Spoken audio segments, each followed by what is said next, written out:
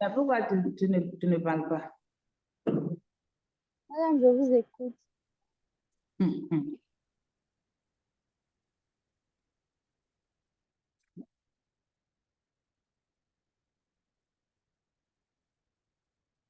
Est-ce que vous voyez mon écran?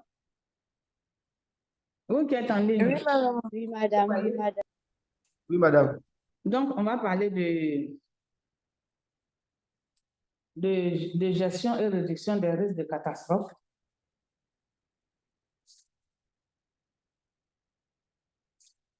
Et donc, comme objectif visé, on va d'abord décrire les principales phases de la gestion des catastrophes et les stratégies qui leur sont liées. Et ensuite, on va décrire le cadre institutionnel et les mesures d'atténuation pour la réduction des risques de catastrophe. Et donc, à la fin du cours, vous devez être capable d'analyser et de prescrire un plan de gestion face à une catastrophe naturelle donnée dans une optique de RSC. RSC, c'est réduction des risques de catastrophe. Et vous devez être aussi capable de proposer une mesure d'atténuation face à une catastrophe donnée. Excusez-moi. Et donc, on aura deux sections. On va d'abord parler de la phase de la gestion des catastrophes et ensuite parler de la réduction des risques de catastrophe. Et donc, parlant de cette gestion des risques de catastrophe, il faut noter que c'est une tâche énorme qui relève de l'action. Bon, c'est un peu caché par ce petit tête-là. Qui relève de l'action combinée de plusieurs acteurs. Et donc, une meilleure gestion permettra d'optimiser l'efficacité de la planification et de la réaction.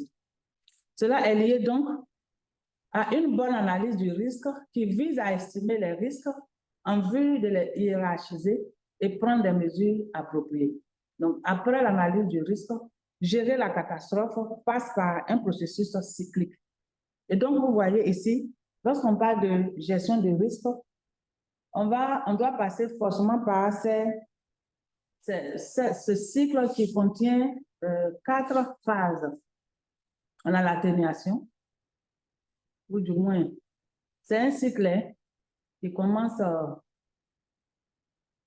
quelque part et qui finit quelque part. Et donc, il y a l'atténuation, il y a la préparation, il y a l'intervention et il y a la reprise. Donc, l'atténuation, c'est quoi?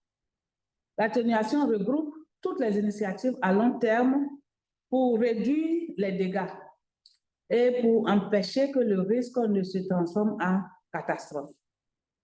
Parce qu'on avait vu la différence entre risque et catastrophe au cours passé. La catastrophe, on avait dit que c'était un risque majeur, où tout le système est gâté, où généralement le pays ou l'État en question ne peut pas faire face seul à la situation, comme ce qui se passe actuellement en Turquie. Vous voyez? Donc ça, c'est une catastrophe. Et donc, il faut tout faire pour que la catastrophe ne se produise pas. Parce que quand la catastrophe se produit, j'ai lu quelque part, on dirait 41 000 morts déjà par rapport au séisme en Turquie. Donc, c'est énorme. Même la guerre en Ukraine, je pense, n'a pas encore tué ce nombre de personnes, n'a pas encore pu tuer ce nombre de personnes, si je ne mens pas. Et ne me trompe pas. Et donc, il existe deux types d'atténuation. On a l'atténuation structurelle qui va concerner généralement les projets de construction réduisant les impacts économiques et sociaux. Et on a l'atténuation non structurelle plutôt qui va concerner les politiques, les pratiques, les stratégies relevant de la sensibilisation sur les dangers et encourageant les développements pour réduire les impacts des catastrophes. Vous voyez la différence entre les deux, non? Voilà. Et donc, il y a des outils qui sont nécessaires pour bien l'atténuer. Donc, Il y a 4 outils nécessaires. Et lorsqu'on regarde ici, je ne sais pas.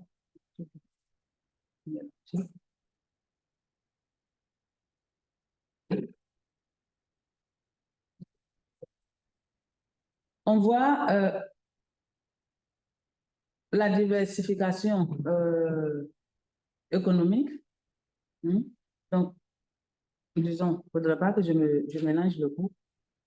Les 4 grands ensembles d'outils, on a d'abord la gestion du risque et la réduction de la vulnérabilité. Tout à l'heure, je vous avais demandé comment il faut réduire, est-ce qu'on peut réduire sa vulnérabilité? Vous avez dit oui.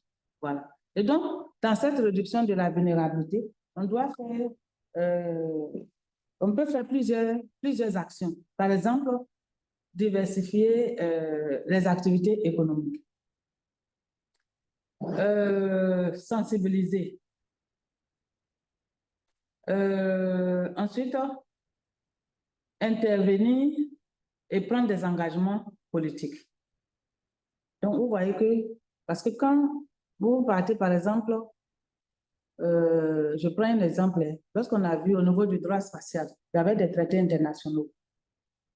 Et chaque État qui, et même encore peut-être, droit spatial, c'est un peu tout chaud, mais parlons même de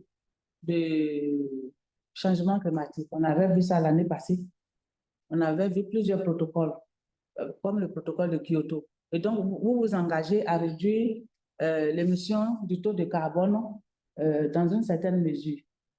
Et donc, vous devez, un État qui veut aller un peu diminuer sa vulnérabilité doit s'engager dans ce genre d'action. Si, par exemple, on dit que à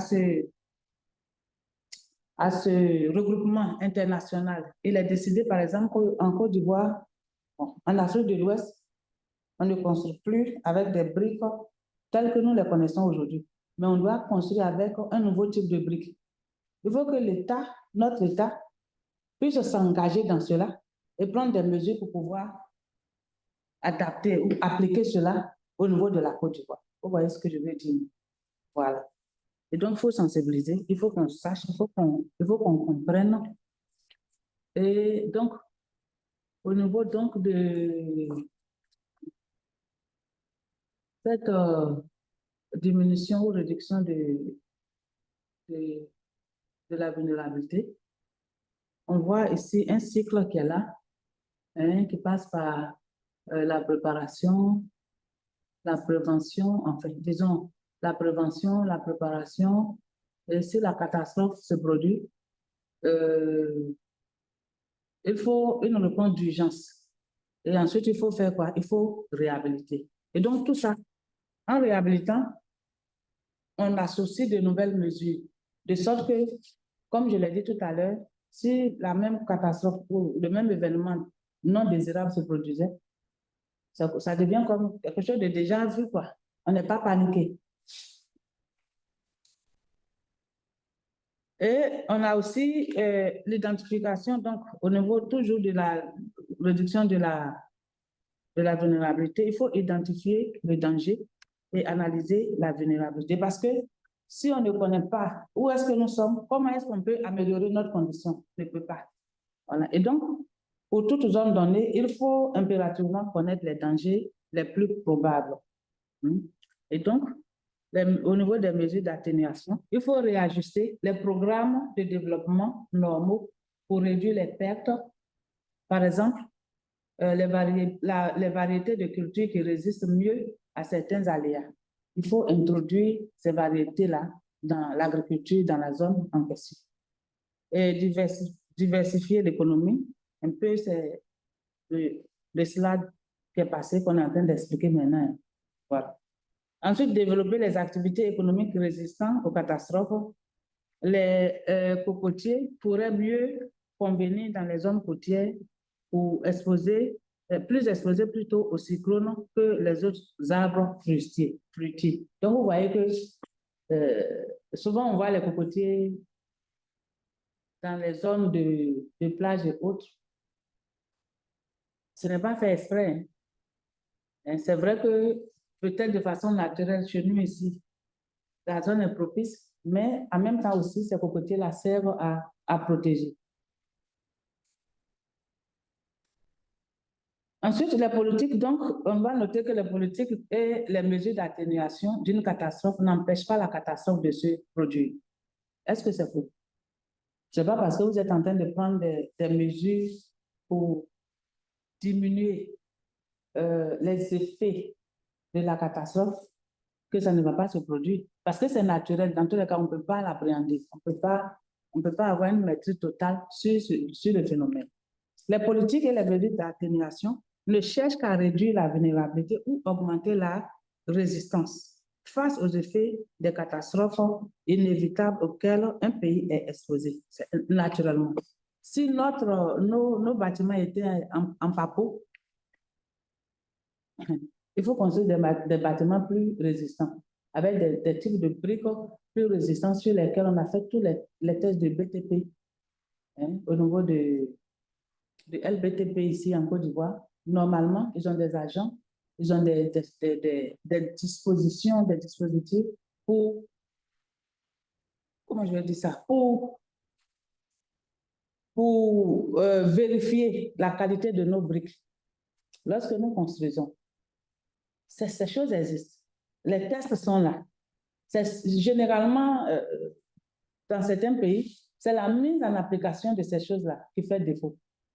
Sinon, le dosage, par exemple, d'une brique, la quantité de ciment et la quantité de briques qu'on doit prendre, tout ça est noté, tout ça est connu. Mais dans la pratique, il y a quelque chose qui ne va pas. Certainement parce qu'il n'y a pas des agents, il n'y a pas de... vu nos conditions économiques qui ne sont pas les mêmes que dans ces pays développés, on n'envoie pas des agents sur le terrain pour vérifier. Et sinon, on devait envoyer des agents sur le terrain. Pendant qu'une maison doit sortir de terre, des agents de LBTP devaient venir faire des vérifications. Mais bon, généralement, c'est dans les projets de l'État, ces vérifications-là se font. Mais quand nous, les particuliers, nous construisons, tu entends par exemple des mots du genre, le ciment est trop cher. Et donc, on dit à l'ouvrier, au lieu de prendre, par exemple, trois brouettes de sable pour un paquet de ciment, on lui dit prends 6 pour qu'il y ait beaucoup de briques. Mais en faisant beaucoup de briques de cette nature, ces briques ne sont pas résistantes. Voilà.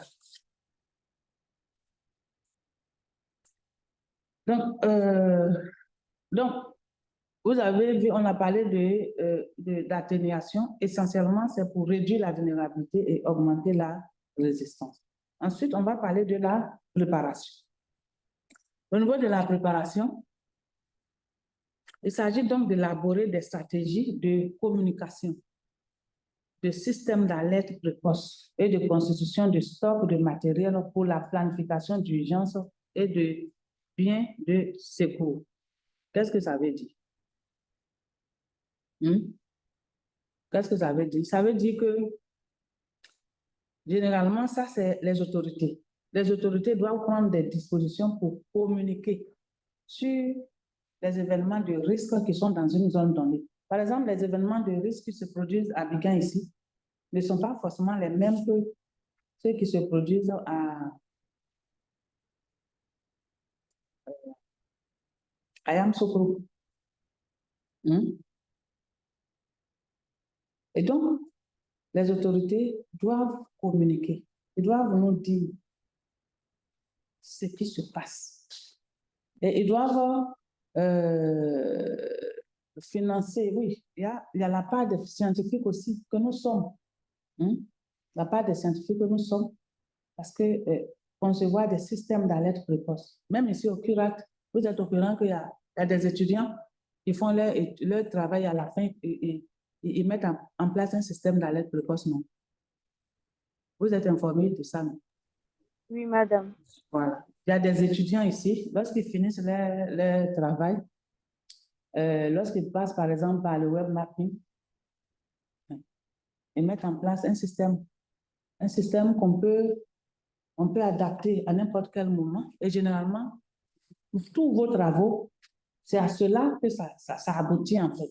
Parce que les bases de données que vous utilisez pour pour concevoir vos cartes et autres. Il suffit qu'on vienne, par exemple, si vous avez pris des cartes de 2020 pour faire un travail, 5 ans après, des cartes, par exemple, de pluie ou bien d'occupation du sol de 2020. Si 5 ans après, on vient changer ces cartes-là, mais que certaines données comme la géologie et autres qui ne changent pas trop le reste, vous voyez qu'on va avoir une autre carte. Et cette autre carte-là, on peut se baser sur ça pour dire aux gens que il y a des choses qui ont changé. Mais ceux qui passent par le web mapping, là, c'est vraiment, généralement, ça traduit ce qui se passe même du jour au jour. Et dans ce cadre-là, le curateur a effectué un travail ici pour la mairie de Cocody sur les risques d'inondation. Voilà. Et le système d'alerte précoce a été appelé le citoyen. Et donc, tous ceux qui sont en Cocody peuvent normalement consulter le citoyen pour voir, surtout en saison pluvieuse, où est-ce qu'il faut passer, où est-ce qu'il ne faut pas passer, où est-ce qu'il y a inondation, où est-ce qu'il n'y a pas inondation. Normalement, la mairie de Cocody devait, parce que c'est la mairie qui a financé. Donc, c'est à eux de dire, de vulgariser la chose comme ils le veulent. Voilà. Et donc, les États, les organisations et les particuliers mettent au point des plans pour sauver des vies, minimiser les dégâts causés par les catastrophes et renforcer les opérations d'intervention.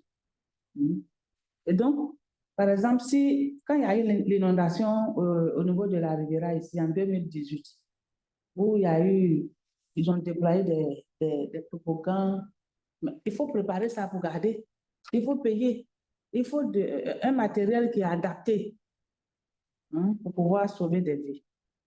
Donc, en définitive, les mesures de préparation dépendent de l'intégration des mesures appropriées dans les plans nationaux et régionaux de développement. Vous voyez que c'est quelque chose, lorsqu'on parle des risques, souvent les gens mangent tellement dedans parce que ça engage l'intégrité même généralement des États. Ce sont des choses, on ne peut pas faire des études simples comme ça et puis ça va rester là. Et c'est lorsque l'autorité, le décideur s'imprègne de cela et qu'en fonction de cela, le décideur prend des décisions pour opérer des changements, c'est là que ça devient plus intéressant.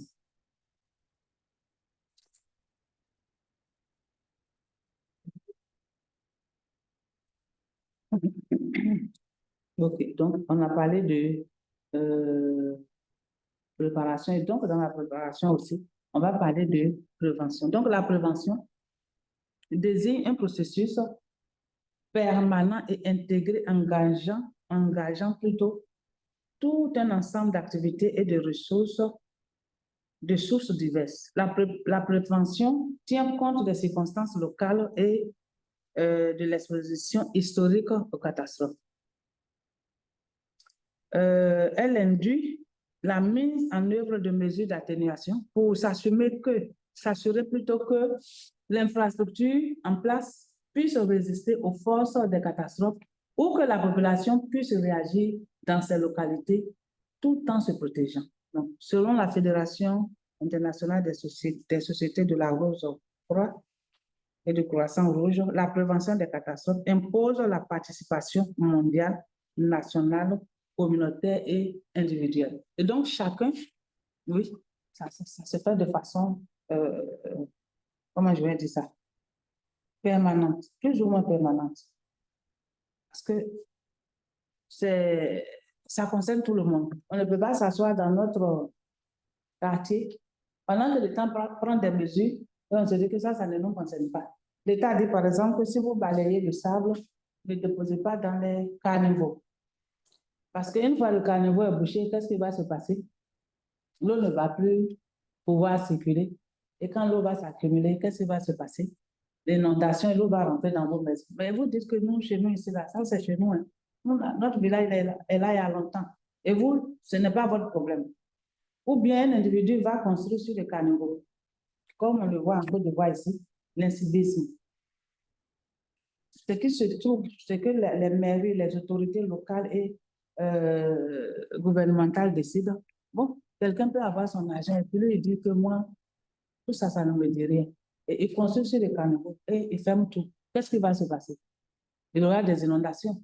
Ou bien il met une clôture de sorte que l'eau ne peut plus passer.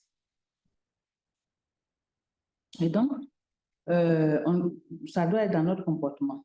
Généralement, il y a des études que nous faisons ici, par exemple, pour montrer où les zones en risque se trouvent. Ça aussi, ça fait partie de la prévention et de la préparation. Parce que plus on sait où ce phénomène-là peut se passer en Côte d'Ivoire, et plus on connaît la période, est-ce que quand la période arrive, on va partir là-bas? On ne va pas, on va pas aller dans ce coin.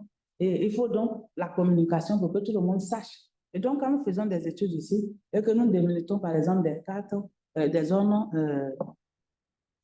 à risque, normalement, ces études-là ne doivent pas rester dans nos tiroirs. Les autorités des différentes communes. Et nous, on doit les vulgariser pour que les gens sachent. Dans la préparation, donc, on va parler de réduction de risque de catastrophe, qui constitue le pilier de la prévention des catastrophes, c'est-à-dire le plan d'action à mettre en œuvre avant, durant et après les catastrophes. Et donc, la RSC est définie comme des mesures physiques pour minimiser la vulnérabilité. Minimiser, ça veut dire réduire, ce n'est pas du genre, ça n'existe pas. On va vivre comme si ça n'existe pas. Non, ce n'est pas dans ce sens-là. Et l'exposition des infrastructures aux dangers naturels, ainsi que pour prévoir des infrastructures qui s'adaptent aux catastrophes.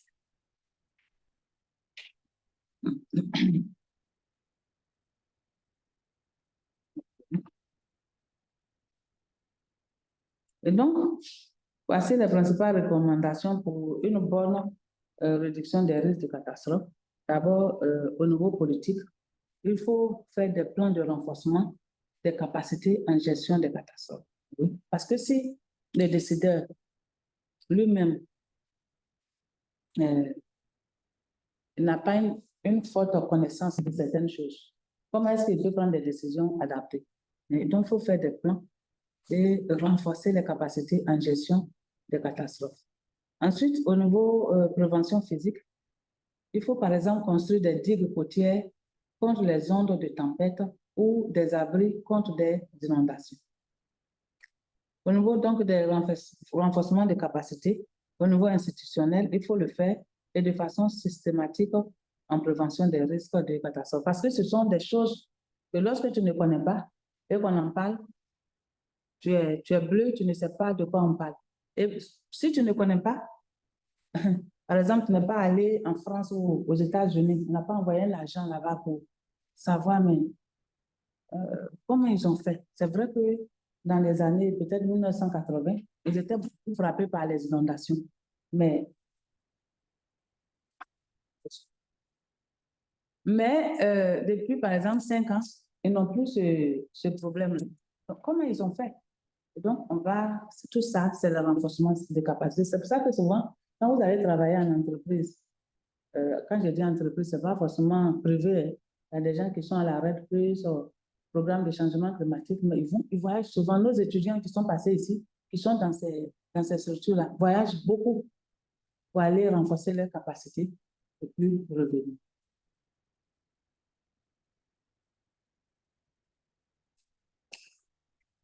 Appelez M. Ouko. Est-ce que vous m'entendez toujours, vous qui êtes en ligne? Oui, madame. Ah, ok. Donc, Madame, je vois ça s'approprie. Maintenant, attends, j'entends. Ok, merci. On vous entend bien. Très bien. Et parlant toujours de préparation, on a le plan d'opération en cas d'urgence qu'on appelle le POU. Donc, au niveau national, le POU permet de prévoir la portée des activités requises permettant à la collectivité de se préparer et d'intervenir. Il faut y préciser que la collectivité peut en réalité préciser ce que la collectivité peut faire, parce que ce n'est pas tout.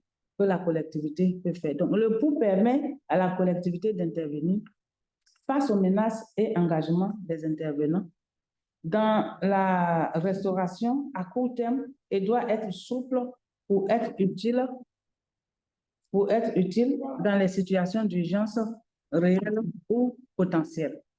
Donc, le pouls, c'est la fois passée, on S'il avait... vous plaît. Oui. Oui. Oui. Vous avez la parole. Alors, par rapport au pouls, tout à l'heure, vous avez dit que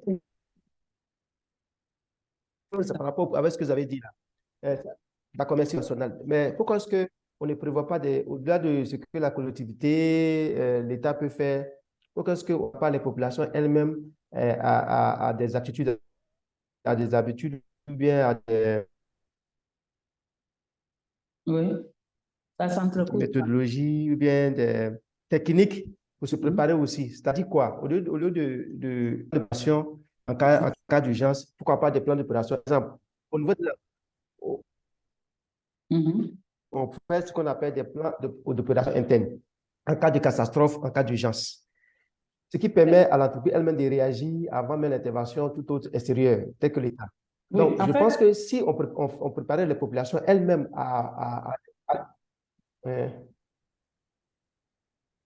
oui, ça s'entrecoupe.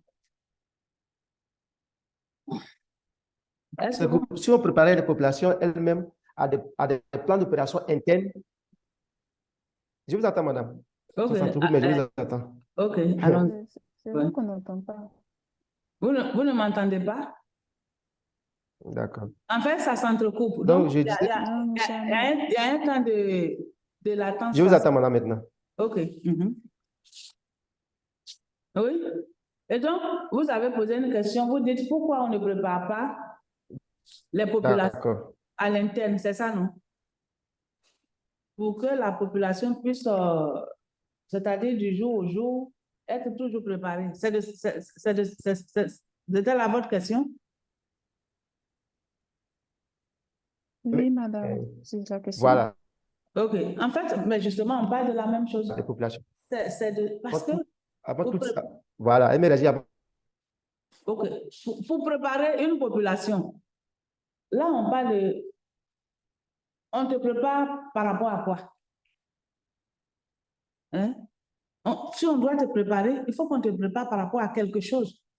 Et ce quelque chose-là, dans notre cas ici, c'est l'urgence d'un événement naturel catastrophique qui pourrait se produire. C'est-à-dire, si il y a toujours le si ça se produit, et donc on va préparer la population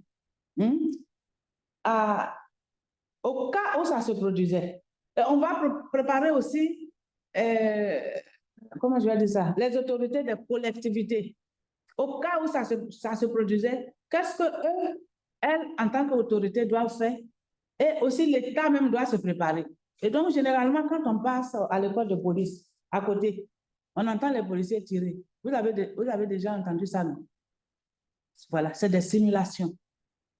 Et donc, ces simulations-là, que, par exemple, l'école de police fait, ils font des simulations en cas d'attaque. Monsieur Arnaud, vous voyez? Et donc, au niveau des individus, l'État peut initier, par exemple, que dans ce mois, on vient dans tel village pour faire une simulation. Mais c'est ça, c'est ça le pouls. Mais la simulation qu'on fait, on simule, par exemple, une inondation et on va montrer aux populations, en cas d'une telle inondation, voilà ce qu'il faut faire. Par exemple, on va leur apprendre à nager. C'est un exemple que je prends. Pour que si l'eau atteignait une certaine hauteur, les enfants, comment il faut faire pour ne pas que les enfants se noient, tout ça. Donc, c'est ça qui est le pouls. Monsieur Arnaud, est-ce que vous m'entendez? D'accord, madame. Voilà. Donc, Oui, ça madame, va, je vous attends maintenant. Ça va dans le même sens. D'accord, madame. Voilà. Mais madame, Oui. on a toujours l'impression que la population est toujours surprise des inondations autres. Et pour le cas d'Aboisseau, Oui. on a l'impression que, bon, En Les fait, décisions sont toujours la prises en population, amont sans que la population ne fasse partie. Elle est toujours surprise. non, la population africaine aime être surprise. C'est vrai que ça peut être la part ou la responsabilité des autorités, peut-être qu'ils n'ont pas mieux communiqué. Mais généralement, vous-même, lorsque la SODESAM émet, par exemple, des alertes, deux fois même passe par la télévision pour nous parler, qu'est-ce que nous disons? Ceux-là même, qu'est-ce qu'ils racontent? Généralement, ce n'est pas ce que nous disons. Hein? Sen, tu m'entends? Oui, madame, c'est ça. Généralement, c'est ce que nous disons. C'est-à-dire qu'on s'en fout. On dit, mais les scientifiques, là, les gens là, excusez-moi, ils racontent leur vie. Donc, moi, le lundi qui est bonjour, là, il ne faut pas que je vais aller au champ. Parce qu'ils disent qu'il va pleuvoir. Toujours, ils disent qu'il va pleuvoir abondamment. Il ne pleut pas. Donc, généralement, c'est ça. L'Africain, généralement, nous n'accordons pas de l'importance à ces choses, mais ce n'est pas notre faute. C'est parce que c'est maintenant que ça commence à devenir récurrent. Même quand on parle de changement climatique aujourd'hui, aller dans certaines régions, et même à Abidjan, parler avec certaines personnes vont dire, oh, tout ça, c'est n'importe quoi. Il y a des gens, je ne sais pas comment est-ce qu'ils sont, mais ils vont te dire que oh, ça, c'est même parmi les intellectuels, c'est les gens là qui s'organisent entre eux pour bouffer l'argent. Ça, c'est vrai. Je l'ai déjà entendu, même des professeurs à l'université. Ils disent ça, le changement climatique là n'existe pas. Même au niveau international, il y a des, comment je vais dire ça? Il y a des écoles de pensée qui disent que le changement climatique, en réalité, n'existe pas. Ou du moins, même si elle existe, les gens en font trop. Voilà. Et donc, dans ces conditions-là, quand on revient en Afrique, c'est encore plus grave. Les gens vous disent, mais c'est quel changement, c'est quel climat qui est en train de changer, puis continue de pleuvoir toujours en juin. C'est un exemple que je prends.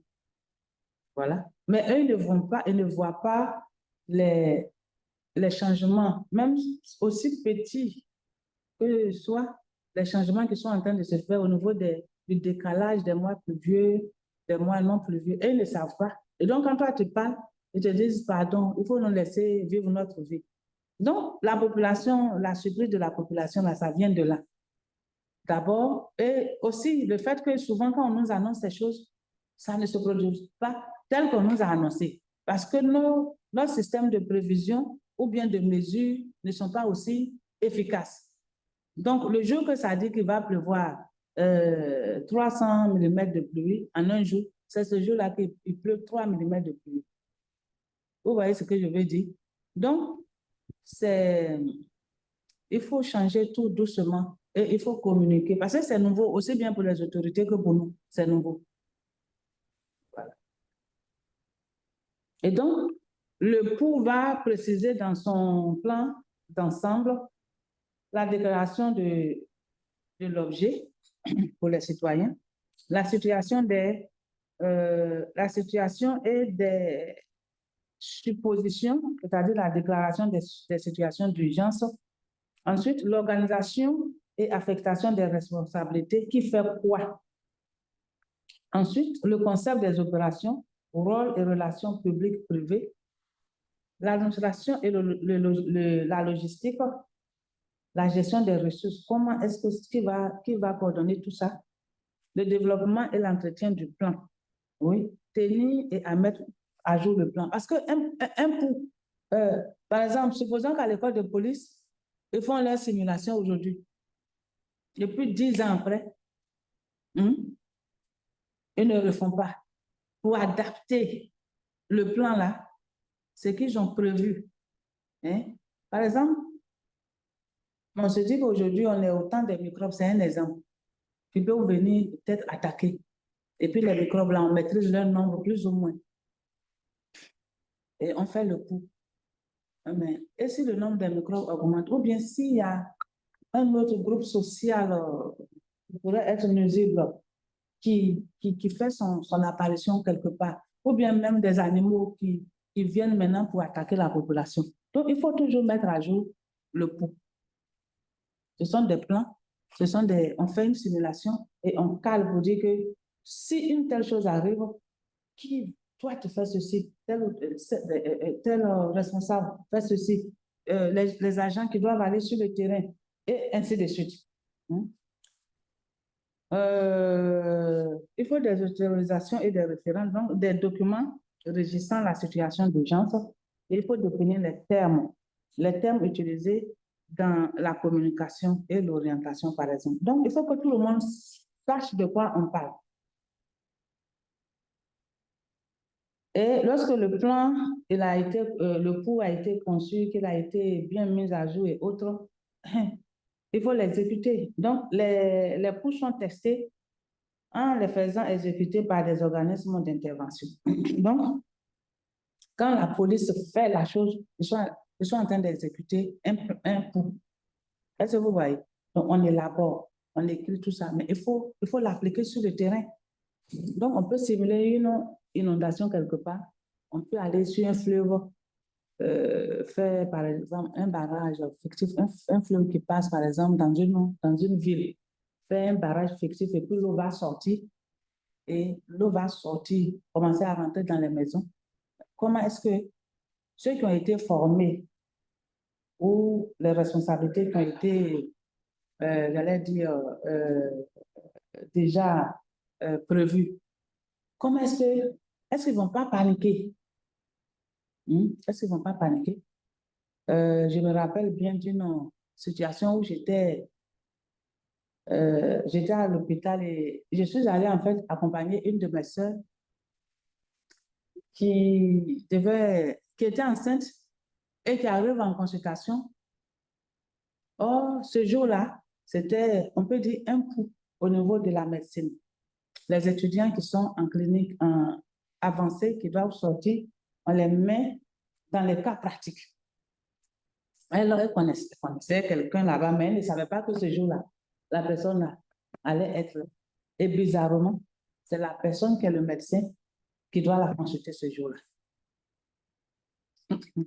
Le médecin a paniqué. Il a déclaré que la dame était enceinte, que son enfant était décédé dans son ventre. Vous voyez? Alors, quand il a déclaré ça, la dame dit qu'elle était chose. Et donc, ses responsables sont venus et lorsqu'ils ont regardé, ils ont dit, mais cet enfant-là, l'enfant n'était pas décédé dans le ventre de sa mère, mais lui, il était tellement paniqué que c'est que lui, il a échoué. Donc, vous voyez, c'est des choses pratiques. Donc, les exercices menés engagent la formation préparatoire qui permet d'orienter le personnel vers les procédures qu'on peut lui imposer de connaître pour opérer en cas d'une catastrophe. Voilà. Donc, on va vous mettre dans des situations extrêmes et vous demander donc d'agir en face de ces situations pour que si ça se produisait, on ne soit pas paniqué. On peut également tester un POU par une simulation ou un exercice fonctionnel. Enfin, il y a l'exercice complet qui combine un exercice fonctionnel avec entraînement sur le terrain, voilà, généralement. Donc, dans cet exercice, tous les acteurs interviennent dans la situation d'urgence avec des équipements et du soutien comme dans une situation réelle. La participation des civils sert parfois à simuler les victimes blessées. C'est ça. Donc, M. Anne, vous voyez qu'on associe toujours les individus. Oui, madame. En fait, même dans les plans d'opération interne, chaque moment, on fait des simulations. Voilà. Voilà. Et donc, normalement, il y a des personnes qui devaient être envoyées vers les villageois et autres où on les prépare, on leur dit qu'on va faire une simulation et en faisant la simulation, on demande aux gens, ceux qui sont allés un peu à l'école, qui sont au village, d'apprendre et puis ensuite de former, ou du moins d'aller vers la population maintenant pour les former en fonction de en fonction des dispositions qu'il faut prendre en cas de situation semblable. Et donc, une fois le POU a été élaboré, exécuté et autres, il faut publier le pouls. Donc, les pouls effectués sont publiés et rendus publics aux collectivités et par l'utilisation des programmes de sensibilisation du public. Dans ce cas, ils servent pour augmenter la sensibilisation des citoyens sur la situation d'urgence et de catastrophe. Le pouls demande des ressources considérables en hommes, en équipement, en système, en fourniture pour servir dans ces opérations. Vous voyez pourquoi on ne le fait pas souvent chez nous. Et les gens cherchent l'argent pour faire face à des besoins réels du moment. Et si on doit prendre l'argent pour aller faire des pouls, vous voyez que ça devient compliqué. Donc, l'affectation de ces ressources pour évaluer le plan relève de l'État, de la collectivité et du secteur privé, parce que souvent l'État seul ne peut pas faire face aux coûts. Les évaluations donc des ressources sont fréquemment nécessaires pour identifier les faiblesses, les forces et les besoins.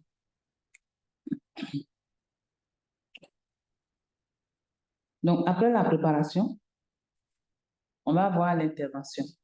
Donc, tout ce que nous venons de voir, c'est dans la préparation. L'intervention ou réponse est la mise en œuvre des plans d'urgence après une catastrophe, notamment la mobilisation des services d'urgence, la coordination de la recherche et des secours et la cartographie de l'ampleur des dégâts. Donc, quand vous entendez cartographie, vous voyez que ce n'est pas forcément ce que nous faisons ici, mais déjà, notre place aussi est claire de ce côté-là. Par exemple, si tout Riviera ou bien tout le campus rentre sur les eaux, il faut quelqu'un qui a fait la traitation qui va prendre une ancienne carte et une nouvelle carte pour montrer la différence aussi. Voilà. Et donc, l'intervention en cas de catastrophe est la somme totale des mesures prises par la population et les institutions qui font face à une catastrophe. Les organisations humanitaires très présentes dans cette phase du cycle de gestion des catastrophes sont nombreux, mais on cite ici quelques-unes.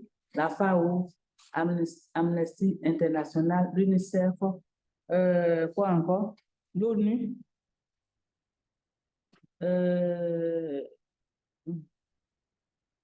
la LSDR, la Croix-Rouge,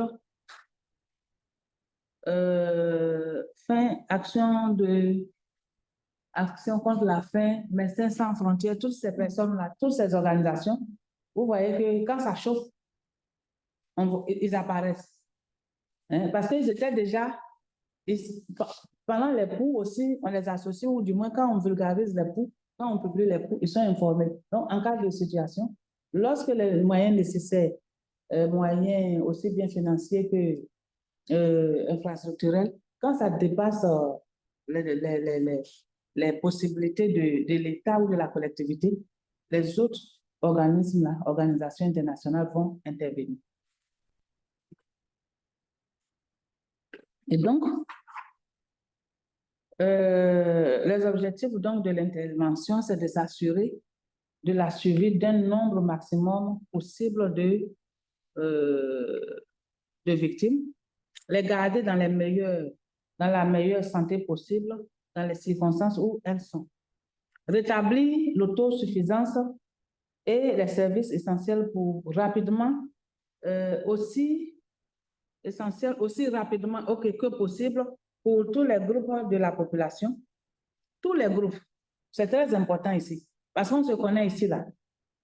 S'il y a une situation catastrophique, ils vont vouloir faire sortir ceux qu'on appelle comment? Ceux qui sont les boss.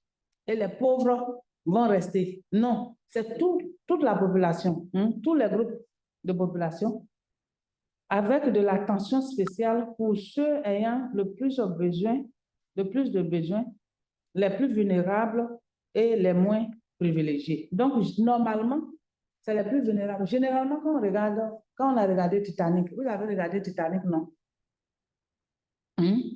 Quand il y a les situations graves, qu'est-ce qu'on fait? On dit les femmes et les enfants d'abord. Les enfants. Voilà. Les femmes et les enfants, parce que elles n'ont pas trop de capacité à se défendre, et à se protéger elles-mêmes, surtout les enfants. Donc, les femmes enceintes, avec les enfants d'abord, les femmes, et puis les hommes qui peuvent nager facilement, qui ont une certaine force physique, vont venir après, généralement. Et donc, c'est comme ça que ça doit se passer. Ensuite, préparer et rétablir l'infrastructure endommagée et rétablir les activités économiques viables. Et donc, quand on fait ça, si on arrive à faire ça le plus rapidement possible, ça veut dire qu'on a une grande résilience. Mais donc, au niveau de l'intervention, il y a plusieurs activités. Il y a l'alerte. On peut envoyer l'alerte par radio, par télévision, par presse écrite, par téléphone. Il faut évacuer de façon soudaine certains lieux et d'autres doivent migrer. Donc, déplacement d'une population d'une zone exposée à une catastrophe imminente vers un lieu plus sûr. Excusez-moi.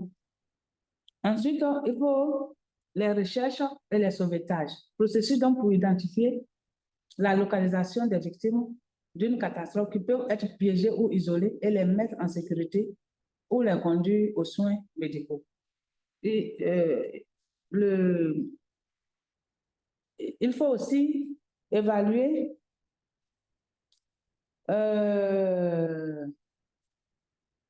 et c'est le principal objectif, donc apporter une image précise, concise de la situation après la catastrophe. Ça, c'est très important. Et il faut intervenir et aider, donc c'est l'apport humanitaire d'une aide matérielle et des soins médicaux nécessaires, des fois même de la nourriture. Le plus souvent même, la nourriture, en cas d'urgence pour sauver et préserver les vies humaines. Et il faut de la logistique et un approvisionnement. Donc, apporter du secours d'urgence qui imposera donc des moyens et des capacités logistiques, par exemple, services d'approvisionnement bien organisés. Si on doit donner de la nourriture, parce qu'il ne faudrait pas que ceux qui doivent donner de la nourriture à ceux qui sont des victimes fassent je retiens. Quand je dis je retiens, vous comprenez, on doit donner de la nourriture aux gens et lui-même fait je retiens pour envoyer ça à la maison chez lui. Ça, c'est pas normal. Donc, après l'intervention, on doit reprendre. Donc, il s'agit du rétablissement, de la réhabilitation des infrastructures après la crise, avant de se concentrer à nouveau sur les mesures d'atténuation. Donc, vous voyez, c'est un véritable cycle. On atténue, on prépare. Si jamais ça arrive, on intervient et on doit reprendre.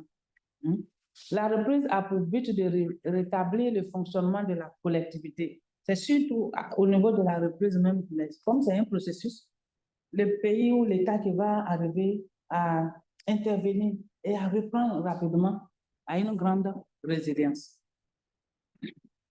Dans l'idéal, il faudrait remettre la zone touchée dans un état similaire ou meilleur qu'avant la catastrophe. Exemple, les habitations temporaires, il faut aussi des subventions et des soins médicaux. Donc, si notre Riviera de touche de bois venait à être englouti,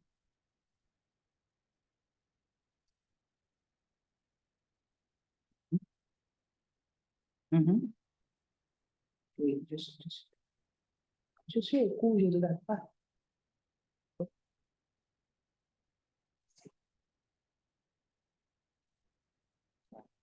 OK, donc, je parlais de la reprise. Donc, la reprise aussi comporte plusieurs phases dans la restauration et la réadaptation, la reconstruction plutôt, les activités de relance, classées en activités à court terme et à long terme, c'est une véritable planification.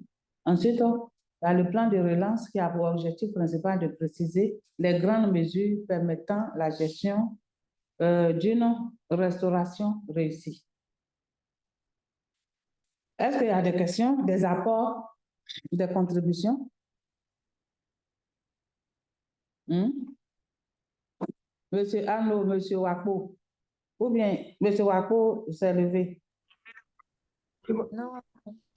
Oui, madame, on n'a pas de questions pour le moment. Ok.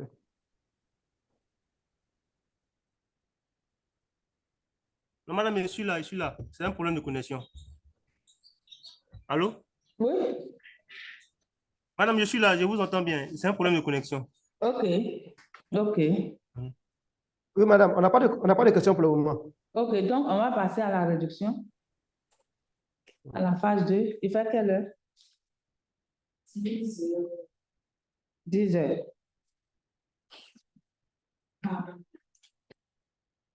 D'accord.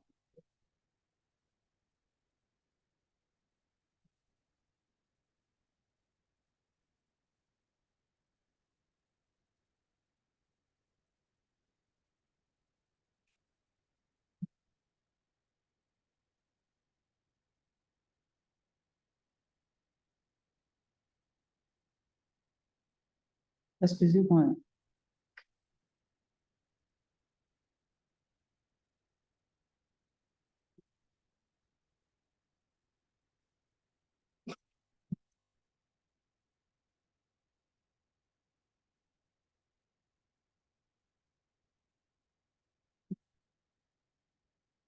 Accordez-moi une minute. Je...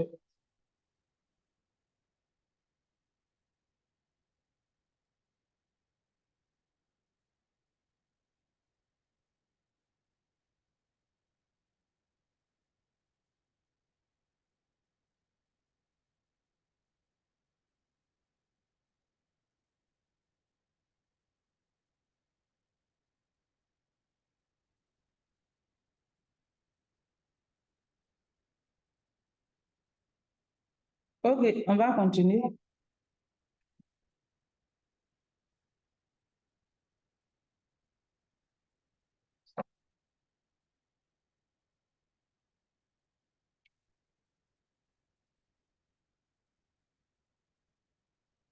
Claude, est-ce que j'ai arrêté? Ok. Et donc, on va continuer. On va parler donc de réduction et on va se poser des questions. La question suivante, quelles sont les stratégies et les cadres institutionnels pour la réduction des risques de catastrophe? Et on va noter que les États et les institutions internationales désirent réduire les effets des catastrophes et les importantes pertes économiques qui en résultent. Et donc, ils ont mis en place des cadres institutionnels et adopté des stratégies pour réduire la vulnérabilité des nations et des communautés face aux aléas naturels. Et donc, dans la phase de mise en action de ces stratégies et de ces cadres, des mesures d'atténuation propres à chaque catastrophe s'imposent. Donc, vous voyez, on ne décide pas de gérer les risques naturels comme ça, parce que bon, aujourd'hui, je suis là, j'ai envie de gérer des risques naturels. Et puis, moi-même, j'élabore mes plans. Comment je vais gérer? Qu'est-ce que je dois faire? Non. Les États, comme on l'a vu en droit spatial, se réunissent et font des décisions ensemble. Et ces décisions-là sont écrites aussi, je peux dire, comme on a vu au niveau de notre cours sur les changements climatiques, on a vu le protocole de Kyoto, où ce que les États veulent faire, on écrit et on signe et on lui donne une force pour pouvoir contrôler ce que chaque État va faire à la suite de la signature donc, de ce protocole. Et donc, ici aussi, c'est la même chose. Et des repères existent, c'est-à-dire plusieurs tests ont été élaborés. Et donc, ces repères-là, en termes de gestion, de réduction des risques de catastrophes, on a la décennie internationale de la prévention des catastrophes naturelles et la stratégie et plan d'action de Yokohama, qui a été élaboré dans les années 90. J'ai un peu d'eau pour me donner, je ne sais pas. Un peu d'eau pour me donner. Il faut, le directeur est là. À part, pour aller voir au secrétariat, il faut demander de l'eau pour rapidement. Il ne faut pas aller au loin pour rester. Et donc, dans la stratégie internationale de prévention des risques, disons des catastrophes, on va attendre un peu qu'elle revienne.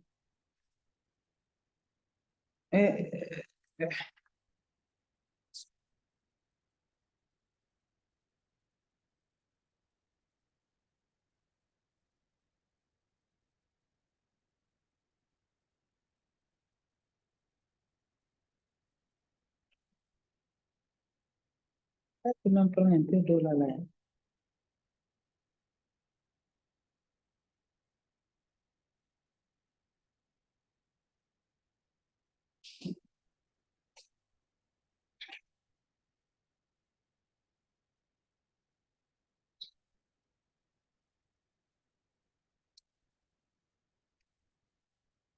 Et aujourd'hui, on va... Il faut me rappeler, il faut qu'on parle des sujets d'exposé.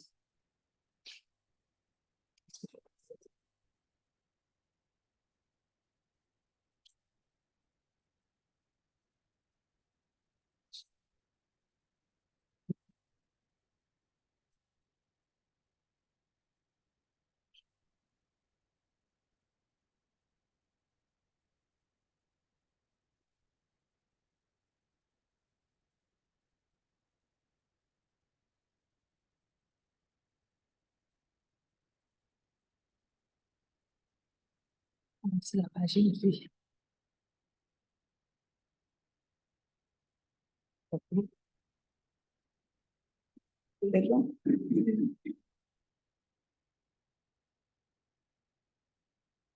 Excusez-moi.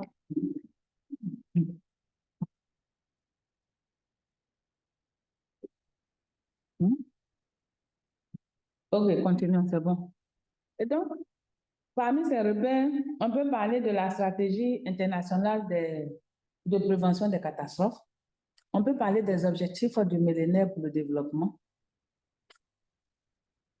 On peut parler du sommet mondial sur le développement durable et le plan d'action de Johannesburg. Il y a aussi la conférence mondiale sur la prévention des catastrophes et le plan d'action de Hyogo. Et ça, c'est vraiment un repère qu'il ne faut pas oublier pour ceux qui travaillent sur les affaires de risque.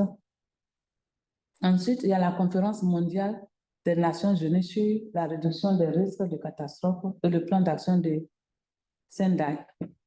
Donc, vous voyez que ce sont des repères, comme on l'a vu un peu au niveau de la lutte contre les changements climatiques. On avait plusieurs protocoles, mais on a dit que parmi ces protocoles, le protocole qui tenait beaucoup plus, il y avait le protocole de Kyoto. Et on avait vu aussi un autre protocole, qui est le protocole de Montréal sur quoi? Sur les substances qui appauvrissaient plutôt la couche d'ozone. Vous êtes en CDD. Ça, c'est des questions, partout où vous allez, quand ils vont vous poser, vous devez savoir. Le protocole de Montréal. Donc, toujours au niveau institutionnel, donc, il y a plusieurs objectifs de ces cadres institutionnels.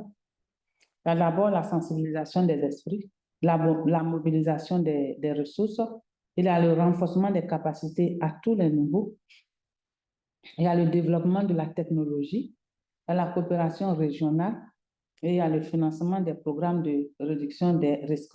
Et dans ce financement-là, vous voyez souvent il y a des études sur les inondations, des études entreprises, soit dans des programmes particuliers au niveau gouvernemental et autres qui sont financés. Les financements viennent généralement de ces fonds, de ces programmes. Donc, le rôle du système international et des institutions internationales dans ce système, disons, dans ce domaine de réduction des risques de catastrophe, c'est d'abord de sensibiliser.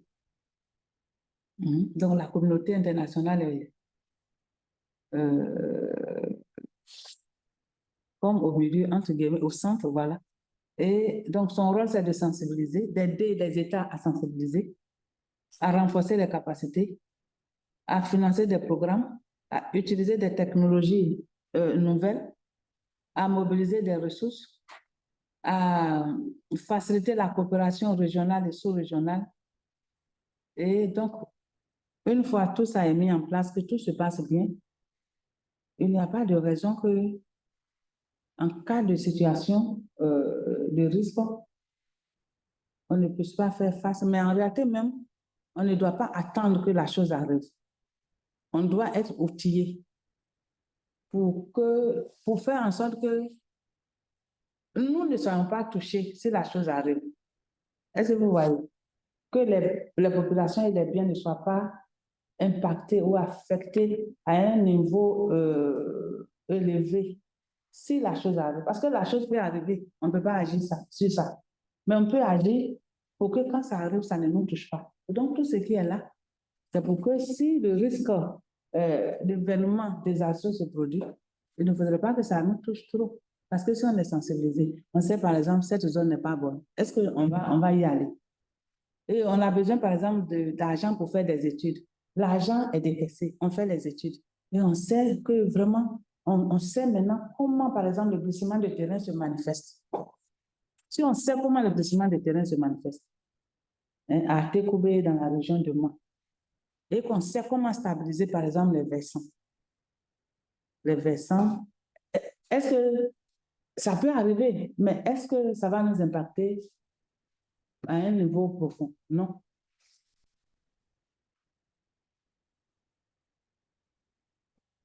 Et donc, au niveau, voilà, on a parlé tout à l'heure de ces références qui sont là. Et donc, les cadres de référence, on a parlé de la décennie internationale pour la prévention des catastrophes naturelles, la stratégie internationale de prévention des catastrophes, le plan de Yokohama, les objectifs du millénaire, le plan de Johannesburg.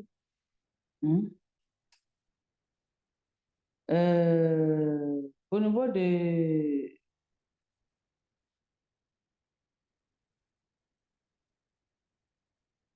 Il y a le nouveau cadre pour le développement de l'Afrique. Donc là, vous voyez que maintenant, on est en train d'aller où? On parle un peu de l'Afrique. Hein? Et donc, dans tous ces plans qui sont élaborés, c'est parce que nous sommes en Afrique. Les Amériques ont leur cadre, l'Europe aussi a son cadre. Donc, au niveau de l'Afrique aussi, il y a un cadre. Il y a plusieurs cadres d'ailleurs. Donc, il y a le cadre d'action de Yogo, qui a été mis en œuvre de 2005 à 2015 et qui est intitulé « Pour des nations et collectivités résilientes aux catastrophes ». Ça, c'est le nom qu'on a donné à ce plan. Parce que ce qui est dans ce plan, à la fin, devrait aboutir à ce que les nations et les collectivités soient plus résilientes face cette fois-ci, ce n'est pas face au changement climatique, mais face aux catastrophes. Ensuite, on a le plan d'action de Sendai qui est en cours. C'est 2015 qui devrait être écrit, ce n'est pas 2055. De 2015 à 2030. Vous voyez. Ensuite, on a la stratégie régionale africaine de risque et les stratégies sous-régionales en la matière, dont celle de la CEDEAO adoptée en 2006 plutôt. Les stratégies sous-régionales et nationales ont pour objectif conforme, ont des objectifs conformes à ceux définis dans le cadre d'action de Yogo, dans le cadre d'action de Sendai et dans la stratégie régionale africaine de réduction des risques de catastrophe. Donc, vous voyez, un État ne peut pas venir définir lui-même son propre cadre pour dire que moi, ce qu'ils ont décidé à Sendai, je ne rentre pas. C'est pas comme ça que nous allons gérer les risques chez nous. Non, on doit se baser sur le grand cadre et puis essayer de faire des adaptations.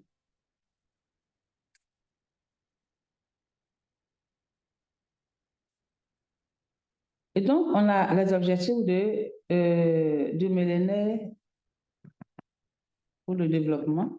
Et on a, par exemple, ces objectifs-là. Vous voyez, il y a plusieurs objectifs.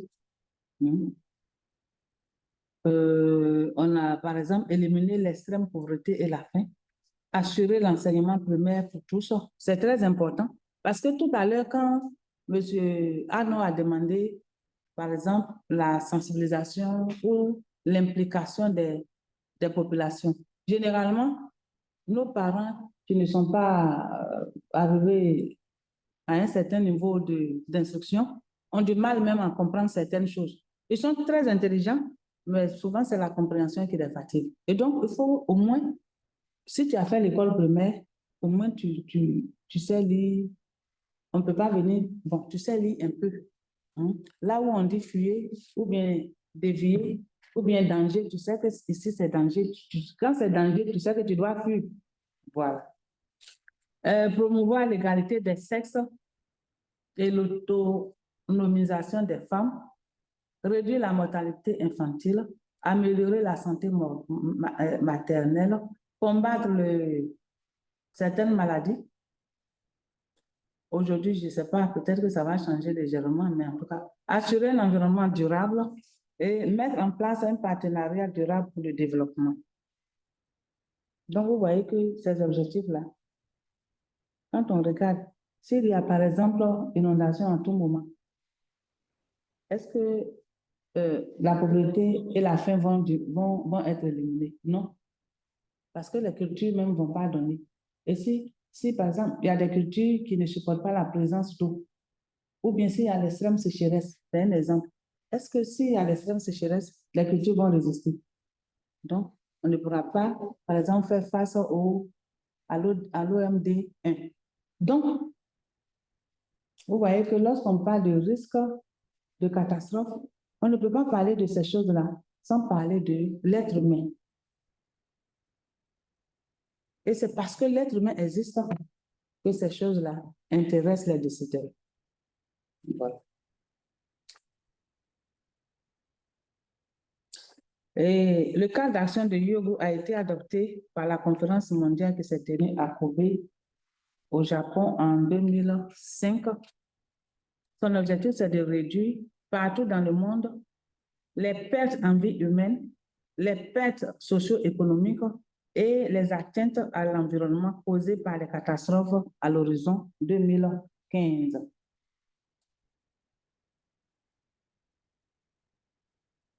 Il a été, Il a été adopté par, on dirait que j'ai repris, non, oui, j'ai repris, hein. Oui, ça a été repris, excusez-moi. Les buts stratégiques fixés donc au niveau du plan d'action de Hyogo sont l'intégration de la réduction des risques liés aux catastrophes dans les politiques et la planification du développement durable. Ensuite, la mise en place et le renforcement des institutions et de mécanismes et moyens visant à développer la capacité de relèvement des pays face aux risques. Et ensuite, l'incorporation systématique des méthodes de réduction des risques dans la mise en place des programmes de préparation et de gestion des catastrophes. Et 5 actions prioritaires ont été dégagées, mises en œuvre. Oui, et ils sont tous en ligne. Les présentiels sont devenus des gens de la ligne. Okay. Tu es là? Oui. OK. À tout à l'heure. Donc, les 5 actions prioritaires qui devraient être mises en œuvre sont ériger la réduction des risques de catastrophes en priorité. En fait, ça devient une priorité pour tous les États. Identifier les risques et passer à l'action. Instaurer une compréhension et une conscience des risques. C'est par la sensibilisation, généralement la communication. Ensuite, réduire les risques, se préparer et se tenir prêt à agir. Donc, vous voyez ici l'intervention des pour. Il faut préparer. Et lorsque la chose arrive, il faut intervenir. Ensuite, il y a le plan d'action de Sendai qui a été adopté donc au Japon en 2015. 15 et qui remplace donc le plan d'action de quoi? De Hyogo. Et donc, c'est une nouvelle approche globale pour les politiques et opérations de gestion des risques de catastrophe qui vient succéder au plan d'action de Hyogo. La réduction donc substantielle des pertes et des risques liés aux catastrophes en termes de vie humaine, d'atteinte aux moyens de subsistance et à la santé des personnes et d'atteinte aux biens économiques, physiques, sociaux, culturels et environnementaux des personnes et des entreprises et des collectivités, c'est le résultat ou du moins le but attendu. Donc, vous voyez que ce n'est pas trop différent du but, de l'objectif visé par le plan d'action de Hyogo.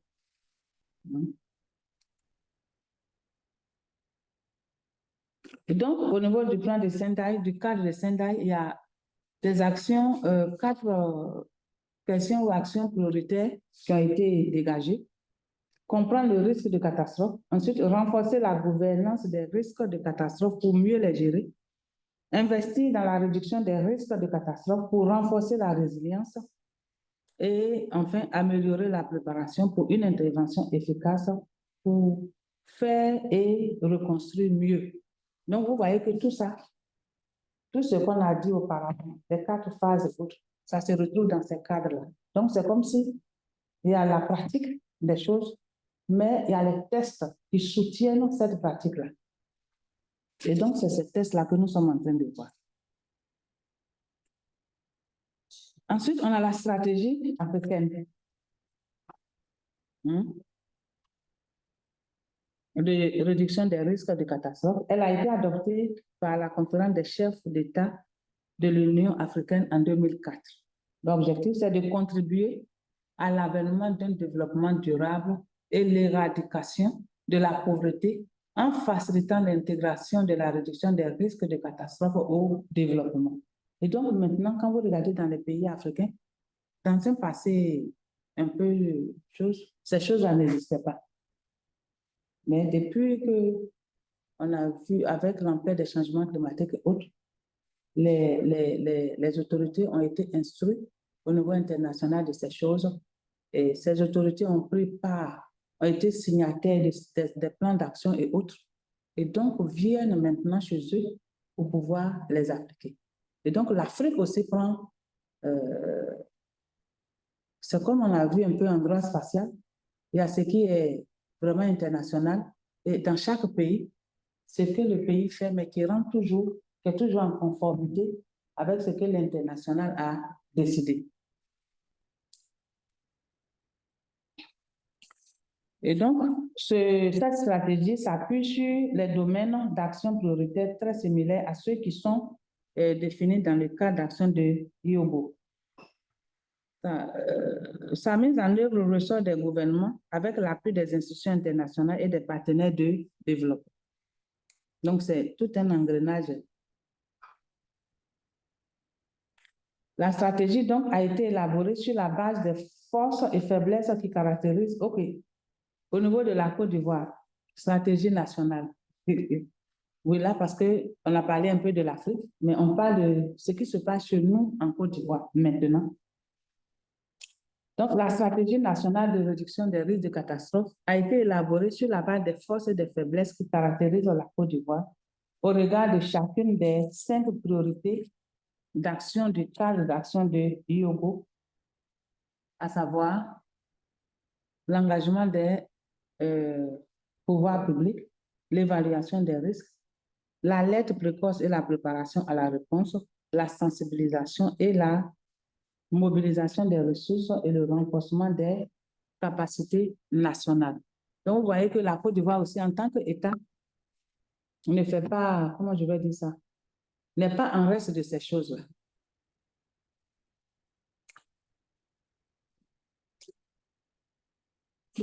Et donc, l'objectif fondamental de la RRC est de sauver des vies, de préserver l'environnement et de protéger les biens et l'économie. La gestion donc des risques en sécurité civile comporte 4 dimensions interdépendantes qui sont, comme on l'a vu, la prévention, l'atténuation, la préparation, l'intervention et l'établissement. Excusez-moi. Qu'est-ce que je sais? OK. Et donc, parlant de la réduction des risques, nous avons vu tout ce qui est institutionnel. Et on a vu aussi en Côte d'Ivoire qu'il y a des actions qui ont été prises, des cadres qui ont été élaborés au niveau national. Et donc, on va maintenant s'intéresser aux mesures d'atténuation des catastrophes. Et donc, je vais enregistrer d'abord. On va passer à cette